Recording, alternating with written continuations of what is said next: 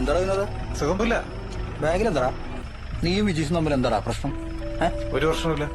തീർന്നോലടാ സാറേ ഇതൊക്കെ പോണ സാറേ, പോണ